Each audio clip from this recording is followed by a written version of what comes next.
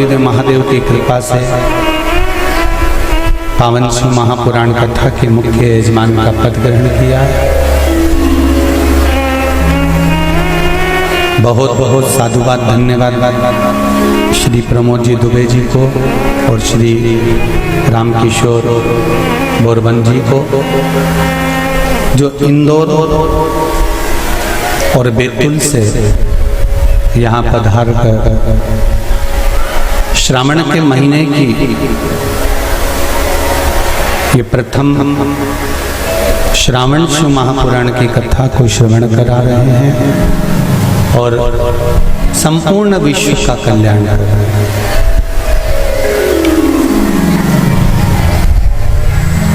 कथा के क्रम में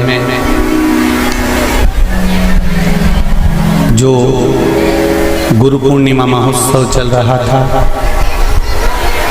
उस गुरु पूर्णिमा गुरु शिव महापुराण की कथा श्रवण कर रहे थे अपन। कथा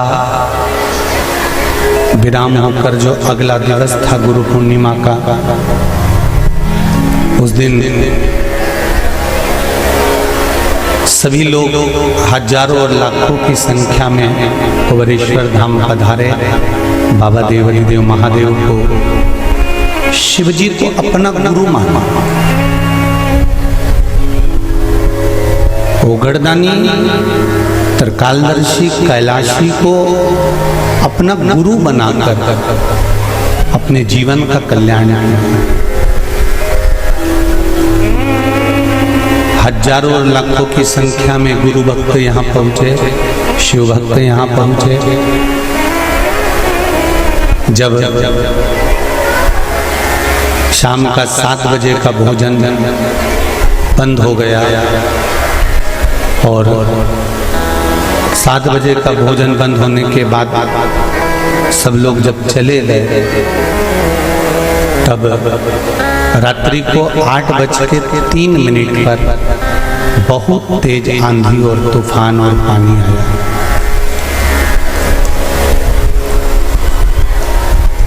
बिजली की रफ्तार भी उतनी तेज थी, पानी की रफ्तार भी उतनी तेज थी और हवा की रफ्तार भी उतनी तेज थी।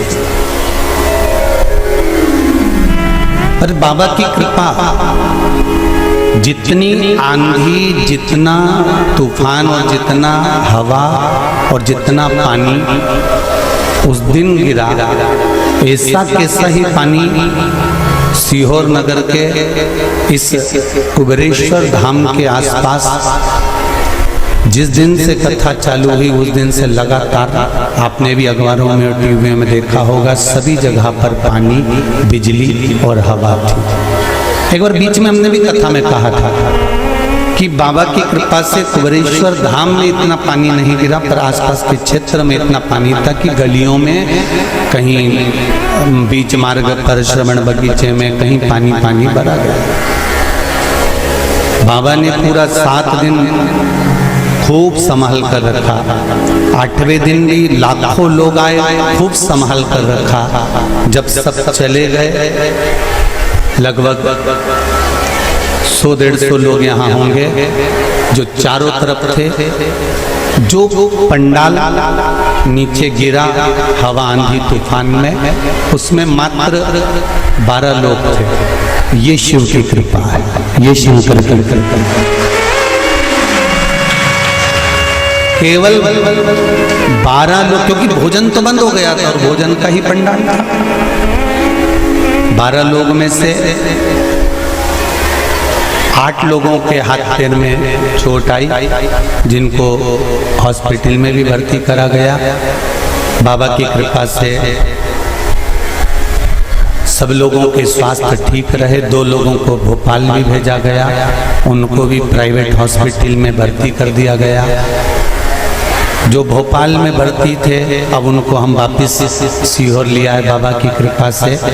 उसमें से 2 लोगों को उनके गांव वापस भेज दिया, क्योंकि वो ठीक हो गए थे और डॉक्टर की आज्ञा मांगकर वो भी चले गए। प्रतिदिन हॉस्पिटल में मिलने जाना और प्रतिदिन सबसे मिलना, उस घटना में एक माँ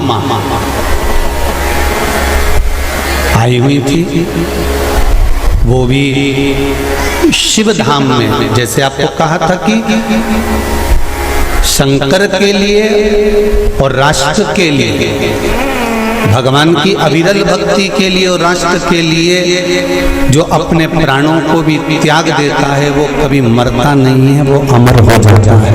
भगवान शिव के धाम में मृत्यु तो निश्चित है। हम बार बार कथा में कहते हैं कि मौत निश्चित है, मृत्यु तो आएगी। 7 ताले में बंद कर दिया गया था राजा परीक्षित को, उसके बाद भी अनार का जो रस जा रहा था, जिस गिलास में जा रहा था, उस गिलास की पैंदी में तक्षक नाग छुपकर चले गया था और उसने डस लिया। जन्म होता है, माता के गर्भ से जब नाल कटती है, नाल कटने के समय पर हमारी मृत्यु की तारीख निश्चित कर दी जाती है कि कितनी बजे, कितने क्षण, कितने पल, कितनी घड़ी और कौन स्थान पर जाकर हमारे प्राण छूटेंगे। मृत्यु आई, बाथरूम से बाहर निकले, पांव फिसल गया, मर गए, एक मौत वो भी होती है। एक एक्सीडेंट हुआ, उसमें मर गए, एक मौत वो भी होती है। और एक मेरे अमरनाथ, केदारनाथ, बद्रीनाथ, वैष्णो देवी आदि तीर्थों में कभी कभी ऐसी घटनाएं घट जाती हैं, तीर्थ स्थान पर ऐसी घटना घट जाती है जहां जीव के प्राण चले जाते हैं, तो वो फिर जन्म नहीं ले पाते, परमात्मा की शरणागति को प्राप्त कर लेते हैं। ये अमर तत्व में मृत्यु तो आना है, चाहे आज हम हो चाहे तुम हो। कोई अमरभूति खाकर जन्मा नहीं, मृत्यु निश्चित है, आएगी। पर भगवान का भजन करते करते, राम नाम, कृष्ण नाम, शिव नाम लेते लेते हमारे प्राण जब जाएं, भगवान की अविरल भक्ति में जब हमारे प्राण जाएं, तो समझ लो कि ये भगवान की हमको दिया गया अंतिम जन्म है। और इस जन्म के बाद अब हमारा कोई जन्म नहीं, अब हम उस परमात्मा की शरणागति में जाकर पहुंच गए। जो जीवात्मा ने प्राण त्यागे, उनके श्रद्धांजलि के भाव से, और हमारे जितने शंकर के भक्त हैं जिनको बाबा ने खूब आराम से रखा, प्राणों को बचाया। जरा विचार करिए, जो आंधी और तूफान 8:03 पर आया, वही आंधी और तूफान दिन में आ जाता तो कितने लाखों लोग थे। और शंकर मेरा कुबेर भंडारी साध कर रखा हुआ है। लाखों हजारों लोग उस टेंट में भी थे, बीच के टेंट में भी थे, सारे टेंट में थे, पर कोई टेंट नहीं गिरा। जिस टेंट में मात्र 6, 7, 8 लोग थे, वही टेंट को भगवान ने थोड़ा सा कहीं डामाडोल करा। और ये शिव की भक्ति, शंकर की कुछ लीला होगी, जो 8 दिन 10 दिन तक जहां लगातार लोगों का आना जाना, लाखों लोग आकर जाएं और कुछ थोड़े पर निकले, ये शिव कृपा बिना नहीं हो सकता। ये शंकर ही साधा। उस माँ को श्रद्धांजलि, और भी कहीं कहीं पर कहीं बद्रीनाथ में जलवृष्टि ज्यादा हो रही है, कहीं इटारसी में जलवृष्टि ज्यादा हो रही है, कहीं कहीं नदियां पूर जा रही हैं। उन घटनाओं में भी कई लोग अपने अपने प्राणों का स्मरण कर रहे हैं। ऐसे जीवों को भी और भक्त शीघ्र स्वस्थ हो जाएं और वापिस मेरे कुबेरेश्वर बाबा की कृपा हो जाए। यही सबका स्मरण करते हुए 2 क्षण के लिए शिव नाम सभी जपेंगे और गई हुई जीवात्मा को श्रद्धांजलि भी देंगे और साथ में सबके स्वस्थ होने की कामना करेंगे। भोला सब दुख काटो,